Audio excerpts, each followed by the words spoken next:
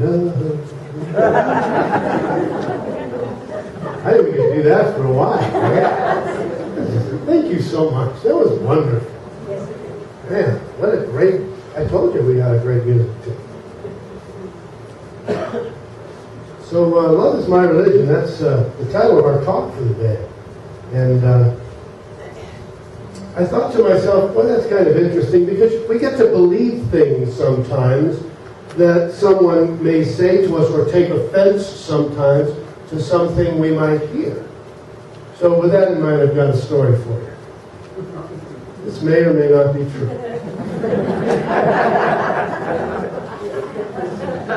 So there was a fellow who had a dog, you know, us dog owners, and he walks into the pet shop about every week. He was really finicky about his dog, so he always bought his food fresh, and he went in there every week. And in the lobby of the pet store is this parrot in a cage. And every time this guy comes in to get food for his dog, the parrot goes, psst. And the guy looks and he goes, idiot. And the guy was offended. And on the way out of the store with his dog food, the parrot says, psst. And the guy looks, and the parrot goes, idiot.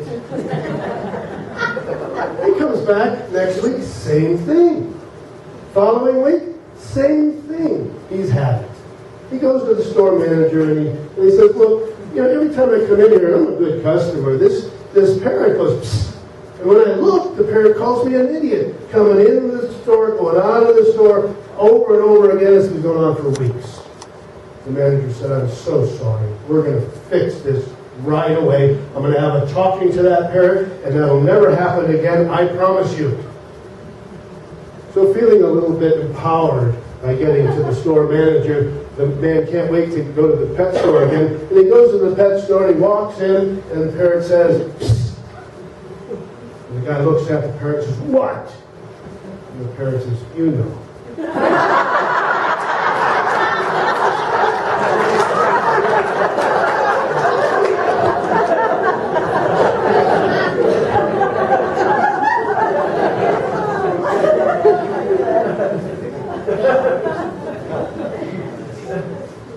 Love is My Religion is what Ziggy Marley said.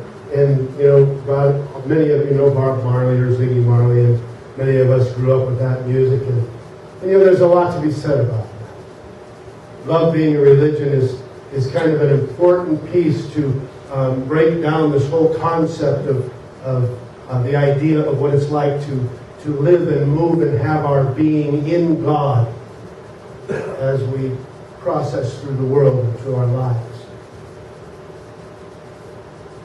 And one of the most important pieces that I think that we need to do when we make a proclamation is we must learn to do two things. At least that's my way of thinking. I've got to learn what is it that I'm talking about or speaking about or professing. And when I say things like love is my religion, what comes to me first is I've got to know what love is before I'm going to call it my religion. And secondly, I've got to know what religion is before I can say I believe it. And religion for me is kind of an ism. Ism being I-S-M, I sold myself. For me, religion is kind of like buying into something. Religion is, for me, something that we do often, something that we do religiously, something that we do on a regular basis, hopefully because it enhances us. It enhances our lives. You know, I think that a lot of things that we have are our religion and we just don't lay claim to it. For example, there are things that we do that are not so good for us that can be our religion. Do you ever find yourself doing something over and over again and not knowing why? And you think to myself, well, why do I do that? It's not necessarily good for me, but I do it anyway. Why is that? And it becomes a habit, and it's kind of a bad habit, and bad habits sometimes become addictions, and addictions sometimes become things that ruin our lives. And could that really be called a religion? So I look at the religions of the world, or at least those that we call religions in the world, and I ask myself, so what is this religion that I grew up with? I grew up in the Catholic religion, so it was Catholicism. And some of you may have grown up in the Jewish religion, and that was Judaism. And others might be Taoist, so that would be Taoism. Or Buddhism. What do we attach to ourselves as our religion? And I laid this opportunity for you to look at your former assumptions. Is your religion something that you do consciously? Or is it something that you do unconsciously? Are you willing to look at the outcome of what's happening in your life, the outpicturing of your life, and say, this happens because I have chosen, I sold myself on doing this, or being this, or at least being sold by this. So, what is my religion? What is really my religion? Well, if I say love is my religion, do I know what love is? I was kidding with Don a little earlier, and I said, you know, that Huey Lewis had a really neat definition for love. He said, love is a curious thing. Makes one man weep and another man sing. And so we really don't know the concept of love unless we define it for ourselves. What does love mean for us? And the truth is, I don't know. I read the little story about Alice in Wonderland when she was talking to the Cheshire Cat. Do you remember that part? And Alice says to the cat, which way should I go? And the cat says, well, that depends on where you want to get to. And Alice says, well, I really don't know where I want to be. And the cat says, well, then it really doesn't matter.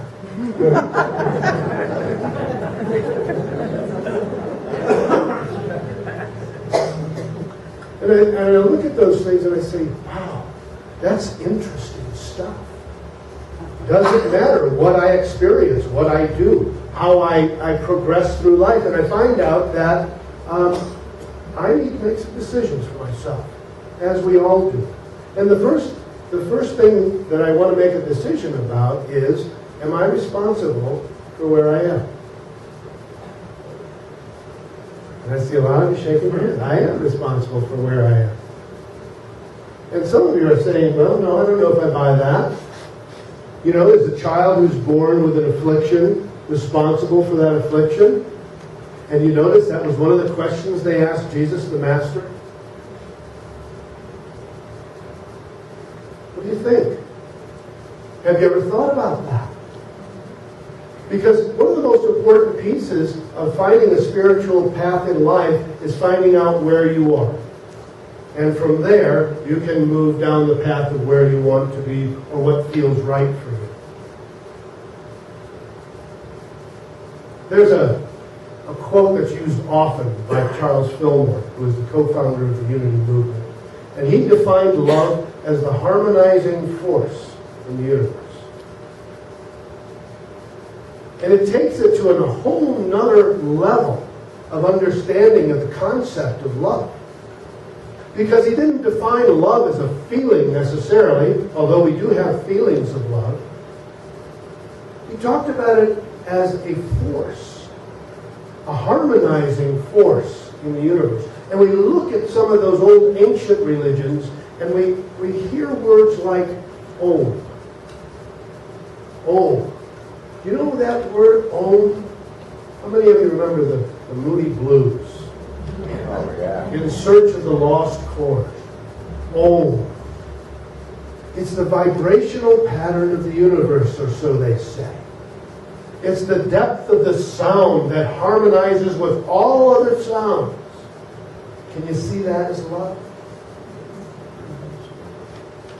So I try to understand for myself what love is, and I love my dog, and I love Megan, and I love you, and I love this community, and I love chocolate.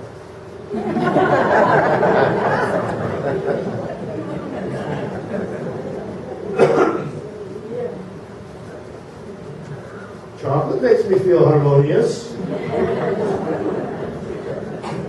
True?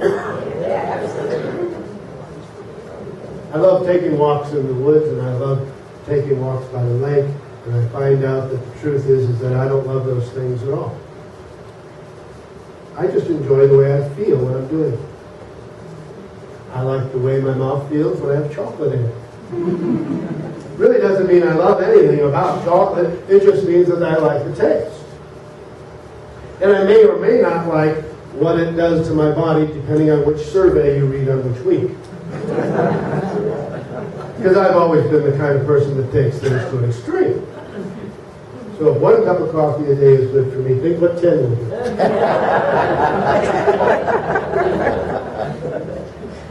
So the next understanding is, how do I bring this concept of love to this plane? And I think the Dalai Lama said it best. He said, kindness is my religion. Kindness. You know, that's something that's a little more definite for me. I can really kind of sink my teeth in the idea of kindness. Because kindness encompasses this concept of harmony, love, and it puts the pressure on me. Sometimes I like that idea, sometimes I hate it. I hate being responsible for everything in my life. And so I try to find ways where I don't have to be responsible. Well, you know, I would have been here on time, but the traffic. Traffic was horrible, and I don't want to take responsibility. You know, I got held up in the supermarket. That lady with the 20 items and the 15 or less items line held me up. I could have been here on time. I might have been able to bring something for potluck today, but my alarm clock didn't go off. So I'd like to blame something else for what my life is like today. What would it be like if we just said, okay, I am responsible for how I respond to the situation that I'm in. I am responsible for how I choose to respond, to react. I am responsible for kindness in my life. Because I'm the only one that can be kind to me and kind to you in that most meaningful way. Now, I have experienced kindness from you in many different ways. You know, when I first got here, I went through a very difficult time. It was a huge transition for me. I had never been out of the state of Ohio except for 2 years in seminary. I was like a prepubescent boy looking around going, I'll never make it. This isn't going to work for me. And you held me up. You invited me to your homes. You said it's going to be okay. You nurtured me. You gave me a purpose and the love that I needed that I wasn't able to produce for myself. I have to tell you a story. I got a phone call while I was in Ohio. It's Megan. She's supposed to go down to pick up her mother. I need your help. I don't know how to do this. Please walk me through this and give me some suggestions. The car broke down. I'm 1,854 miles away as the crow flies.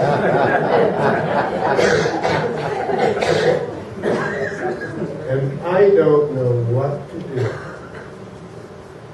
At the nick of time, while I'm in the midst of that conversation, I get a call. I said, I didn't know what to say to her, really. That was the truth. I was like baffled. So I said, Megan, hang on a second. I got a call coming in. I'm going to take this. And I didn't know why. I pushed the button. It's Bob.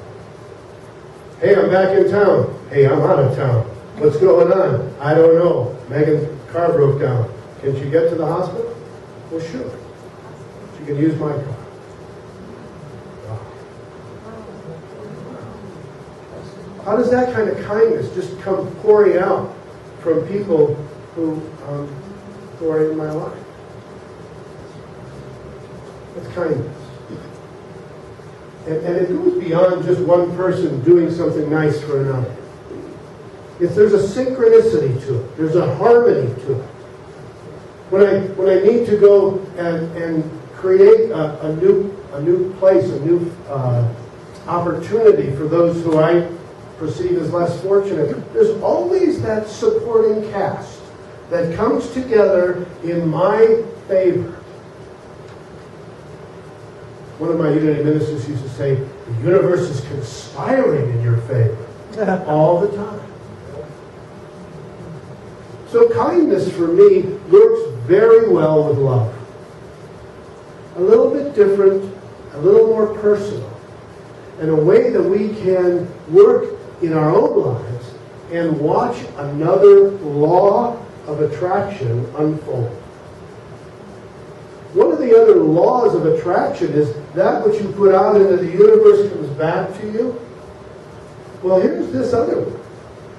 That the kindness that you pour out is not only kindness that you give to yourself, it's the kindness that you give to the whole.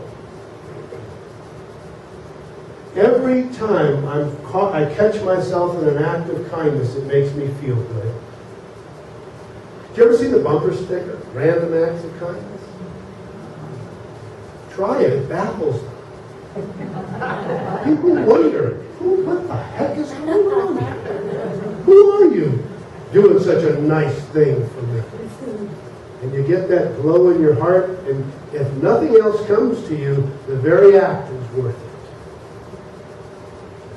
So on this potluck Sunday, when we're kind enough to come together and share what our goodies are, or our favorite dish or salad, the time we come together to share our music together, share our experiences of life together, the time we come in kindness to devote to the uplifting of this spiritual community by doing simple things like cleaning out your garage and bringing your junk to someone else's treasure. Right? One man's trash is another man's treasure. That goes for you women too.